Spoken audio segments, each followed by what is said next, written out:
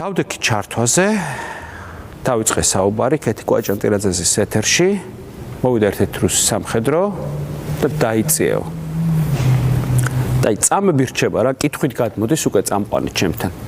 და მომატო ეს სიტყვი ამფრქვევი რა ზურგთან. გადატენა და გესვრია და ოპერატორმა ბჭყალებში ძალიან მაგარი ფრაზა უთხრა, მიდი ესროლეო. კიდევ კარგი რომ რუსული ძალიან კარგად ვიცი. შეუტრიალდი, მახსოვს რომ წამყვანს ხმა აუკანკალდა, იმიტომ რომ ეს პირდაპირ ეთერში ჩანს რა, რუს მოდებული აქვს ეს პირდაპირ. შეუტრიალდი და უთხარი რომ მეთქი ეხლა მთელი მსოფლიო ნახავს რუსის სამხედრო ჟურნალისტს როგორ კლავს პირდაპირ ეთერში. სხვა შორის მიხვდა და გავიდა. მე ვფიქრობ რომ ეს იყო ჩემს კარიერაში ყველაზე მაგარი ჩართვა, რაც კი გამიკეთებია, იმიტომ რომ არც სიტუაცია არ გავამწვავე. ვაჩვენე მაყურებელს ყველაფერი ისი ჩვენებას ხო და ვაჩვენე რუსი ოკუპანტის სახე.